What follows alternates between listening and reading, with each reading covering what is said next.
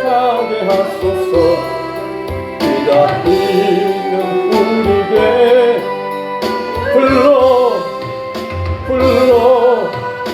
충만하게 하소서.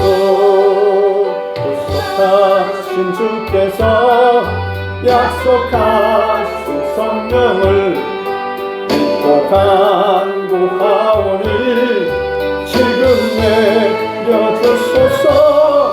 성령이 임하사 우리 영의 소원을 만족하게 하소서. 기다리는 우리에게 불러 충만하게 하소서.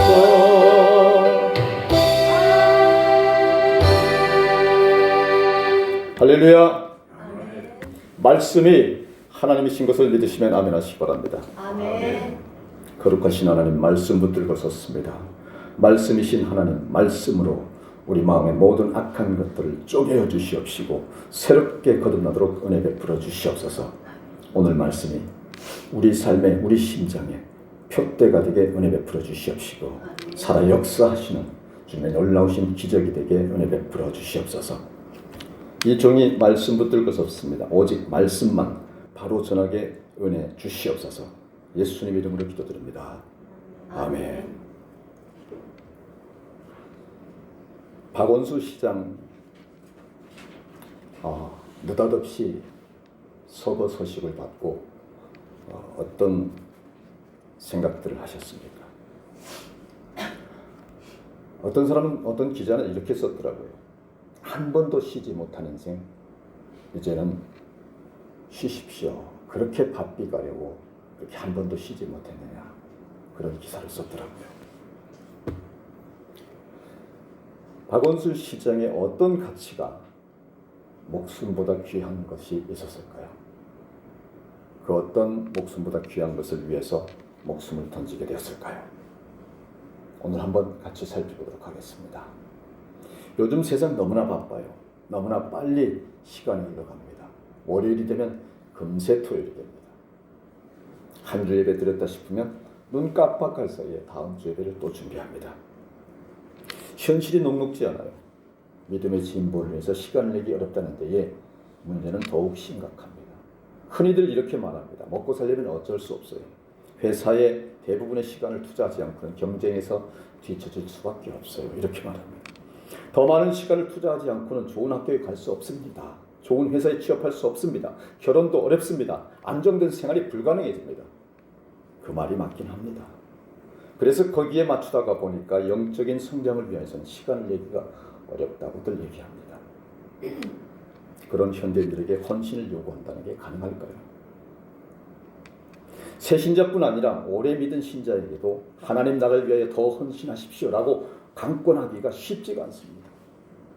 그런데 오늘 예수님께서는 목숨을 위하여 무엇을 먹을까, 무엇을 마실까, 몸을 위하여 무엇을 입을까 염려하지 말라라고 말씀하시고 있습니다. 하지만 여러분, 목숨을 위하여 염려하는 것은 당연한 것 아니겠습니까? 몸을 걱정하는 것은 산 사람에게는 필수적인 것이 아니겠습니까? 그러니 목숨을 위하여 먹고 사는 문제가 가장 시급하고 가장 중요한 것이 아니겠느냐라고 다들 말하는 것이겠죠. 그런데 왜 예수님께서는 세상의 모든 사람이 당연히 몸과 목숨을 위하여 염려하는 문제를 하나님 나라의 시민된 우리에게는 그런 문제 가지고 염려하지 말라라고 말씀하시는 것일까요? 오늘 저와 여러분이 은혜 받을 말씀은 목숨보다 귀한 것입니다. 목숨보다 귀한 것, 과연 뭘까요? 여러분, 첫째로 우리는 보통 세상 사람들과는 목숨을 보는 관점이 다르다고 하는 것을 이해해야 합니다. 우리는 크리스천이에요. 즉 그리스도인과 비그리스도인의 다른 점인데요. 무엇이 어떻게 다를까요? 주일날 교회 가냐, 놀러 가냐 하는 것의 다름입니까? 아니면 기도를 할 줄 아느냐 못하느냐의 차이점입니까? 뭘까요? 그리스도인이 보통 사람과 비교하여 진짜 다른 점은 가치관의 차이입니다. 가령 사람을 보면서 사랑하라고 하나님이 내게 보내주신 사람이구나 라고 생각하는 사람이 있다고 한다면 그는 틀림없는 그리스도인인 것입니다. 또는 물질을 보면서 하나님이 나로 하여금 하나님 나라를 위하여 가치 있게 사용하라고 맡겨주신 것이구나 라고 생각한다고 한다면 그는 틀림없는 그리스도인인 겁니다. 진짜 특이한 것은 그리스도인은 시련을 만나도 절대로 두려워하거나 낙심하지 않는다는 사실입니다. 하나님이 나에게 더 큰 일을 감당하도록 준비시키는구나 라고 생각하며 오히려 당당하게 맞선다는 것이죠. 이 세 가지 특이점을 아직 가지고 있지 않은 사람이라고 한다면 미안하지만 아직 크리스천이 아닙니다. 그리스도인이 아닙니다. 이처럼 그리스도인은 세상 사람과는 보는 관점이 달라요. 문제에 대한 반응이 다르게 나타나는 사람들입니다. 다르게 산다고 하는 것은 외형적으로 목장 모임에 가고 교회에 가고 하는 것보다 다른 눈으로 문제를 파악하고 다른 방식으로 문제에 접근하는 것을 말합니다. 그래서 예수님은 우리가 위기의 시대를 살면서 오로지 먹고 사는 것에 모든 것을 걸고 내 뜻대로 안 될까 봐 염려하고 걱정하는 세상 사람들과는 다른 자세를 가져라, 즉 다른 모습을 나타내라 라고 하는 것을 말씀하시고 있는 것입니다. 어떻게 하면 그럴 수 있을까요? 하나님을 믿으면 가능합니다. 성경은 말합니다. 너희가 믿으면 하나님의 영광을 보리라. 너희 하늘 아버지께서 이 모든 것이 있어야 할 줄 아시느니라. 공중의 새를 보라. 심지도 않고 거두지도 않고 창고에 모아들이지도 아니하되 너희 하늘 아버지께서 기르시나니 너희는 이것들보다 귀하지 아니하냐. 이렇게 말씀하십니다. 믿어지십니까? 우리가 염려하지 않아도 하나님이 우리 몸의 필요를 다 공급하시는 것을 믿어지십니까? 이방인들처럼 걱정하지 않고 하나님을 바라보고 하나님께 순종하며 살아도 잘 살 수 있을 것이라고 믿어지십니까? 자신 있게 하면 못하죠. 30절을 통해서 예수님은 믿음의 작은 자들아라고 부르십니다. 어떤 사람이 믿음이 작은 자들일까요? 무엇을 먹을까? 무엇을 마실까? 무엇을 입을까? 하고 염려하는 사람이 믿음이 작은 자입니다. 그러면 누가 믿음이 큰 자일까요? 먹고 사는 문제를 염려하지 않고 하나님이 공급하심과 돌보심만 오직 하나님만 바라보고 기다리는 자입니다. 32절에 이는 다 이방인들이 구하는 것이라.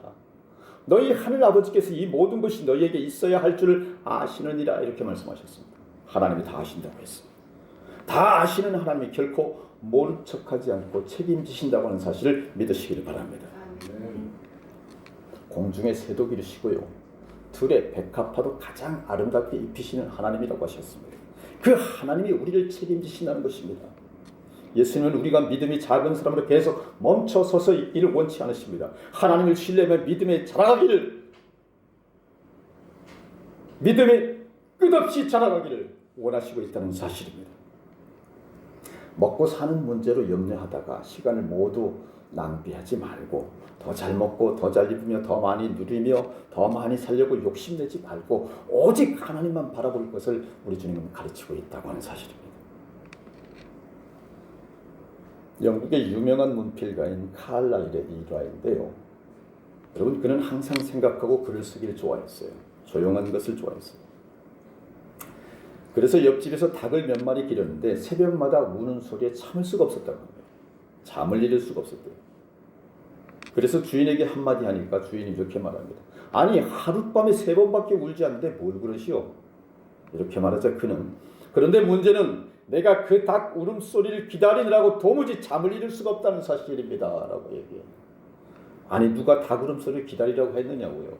정시에 우는 닭 울음소리를 기다리느라고 잠을 못 잔다는 거예요. 우리는 흔히 염려하지 않아도 될 일들로 인해서 염려를 하고 삽니다. 그래서 건강을 해칩니다. 성경은 이렇게 말합니다. 누가 염려함으로 그 키를 한 자라도 더 할 수 있겠느냐라고 말합니다. 염려한다고 바꿀 수 있는 것이 하나도 없다고 하는 말씀을 주님은 하시고 있는 것입니다. 아무것도 염려하지 말고 오직 기도와 간구로 너희 구할 것을 감사함으로 하나님께 아뢰라. 이렇게 말씀하셨습니다. 여러분, 아무 소용도 없는 염려하지 말고 다 아시고 가장 좋은 것으로 공급해 주시는 하나님께 오직 믿음으로 기도하시기를 주님의 이름으로 축원합니다. 사람들은 바쁘다 하며 기도하는 시간을 내지 못합니다. 그러나 염려하느라고 고민하면서 더 많은 시간을 허비하는 것이 또한 인간이에요.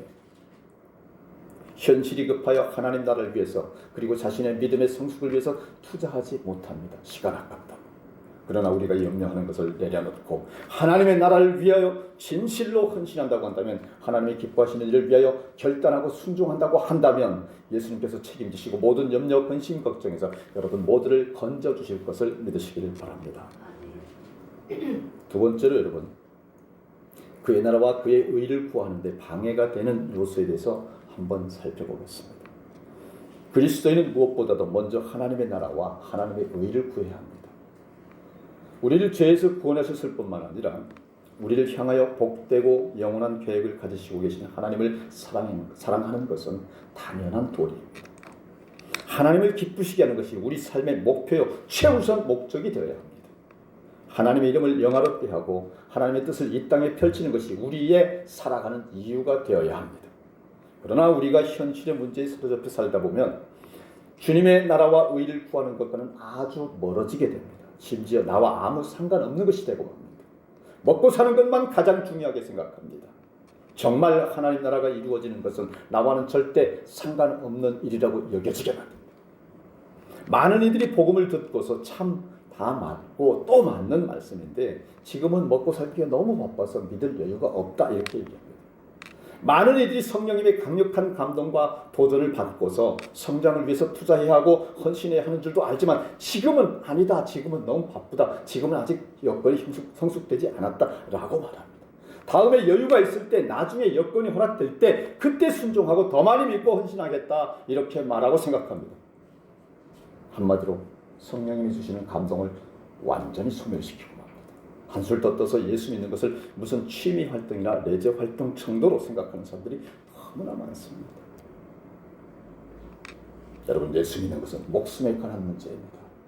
예수 믿는 것은 영생과 직결되는 문제입니다. 그러므로 하나님의 나라를 구하는 것은 험난한 우리 인생의 영원한 생명을 위해서 그 무엇보다도 우선인 것을 믿으시길 바랍니다. 그래서 예수님은 그런즉 너희는 먼저 그의 나라와 그의 의를 구하라라고 말씀하십니다. 아주 철저하게 우리 삶에서 가장 앞세워야 할 것이 바로 그의 나라와 그의 의입니다. 그런데 사단은요, 우리의 시선을 다른 데 돌리려고 안간힘을 쓰고 있습니다.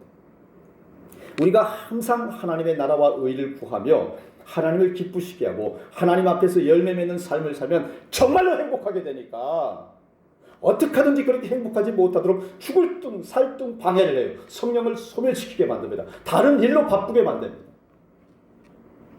그의 나라와 그의 의를 구하면 하나님께도 인정을 받고 존귀한 상을 받게 될 것 같으니까 그러지 못하도록 극구 방해를 펴는 것입니다. 그래, 하나님의 나라도 구해라.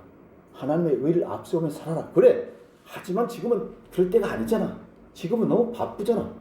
우선 여건을 만들어야잖아. 이렇게 말합니다. 그러니까 먼저 먹고 사는 것부터 해결해라. 그리고 여유 있을 때 해라. 그의 나라를 구하고 그의 의도 그때 구해라. 기회는 얼마든지 있다. 천천히 해라. 천천히 해라. 다음에 해라. 이렇게 자꾸 마음에 빨대 꽂고 현혹하고 끊임없이 제지합니다. 질러르시죠. 헷갈리게 만듭니다. 얼마나 그럴듯합니까? 하지 말라고 안 해요. 오히려 하라고 합니다. 그런데 여러분, 그것이 함정이라는 사실이에요. 하지 말라는 게 아니야. 해. 근데 지금 여건이 좋지 않잖아. 이 여건을 극복하고 해. 그리고 나서 잘 믿어. 그리고 나서 그의 나라와 그의 의를 구해. 이렇게 말합니다.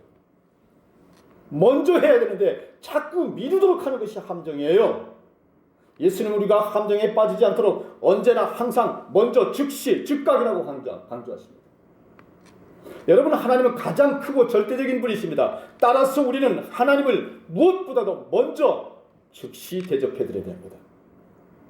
바빠도 다른 일보다 먼저 하나님께 예배드리고 내가 하고 싶은 것보다 먼저 하나님께 순종하고 내일도 중요하지만 먼저 오늘 하나님께 헌신해야 되고 그런 다음에 내 일을 해야 하는 것입니다.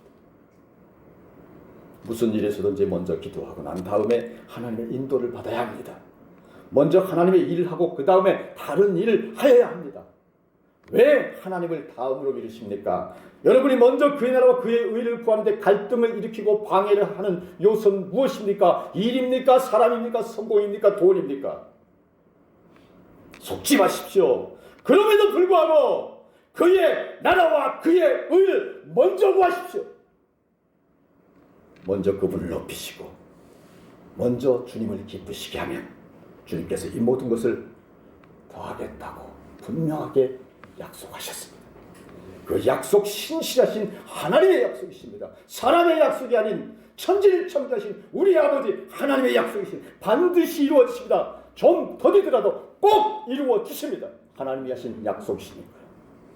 하나님의 때에 하나님의 방법으로 하나님의 시간에 반드시 이루어 주십니다. 여러분의 목숨보다 귀한 것이 무엇입니까? 몸보다 더 소중한 것이 무엇입니까? 우리의 의식주보다 더 시급한 것이 무엇입니까? 오늘 성경은 그의 나라와 그의 의를 먼저 구하라 라고 기록하고 있습니다. 정리하겠습니다. 똑같은 아메리카 대륙에서 북미는 잘 살고 중남미는 어려운 일을 아십니까? 자원이 이유가 아닙니다. 기후가 그렇게 만든 것도 아닙니다. 남미는 금맥을 찾아서 부자의 꿈을 이루려는 사람들이 세웠고요. 북미는 신앙의 자유를 찾아서 그의 나라를 세우려는 사람들이 세웠다라고 하는 것이 그 차이가 그렇게 만들었습니다. 먼저 금을 쫓지 마시고 먼저 그의 나라 그의 의를 앞세우는 하나님의 지혜가 여러분과 여러분 가족의 삶에 항상 함께 하시기를 주님의 이름으로 축원합니다. 다 같이 기도하시겠습니다. 거룩하신 하나님, 전능하신 하나님, 사랑이 충만하신 하나님,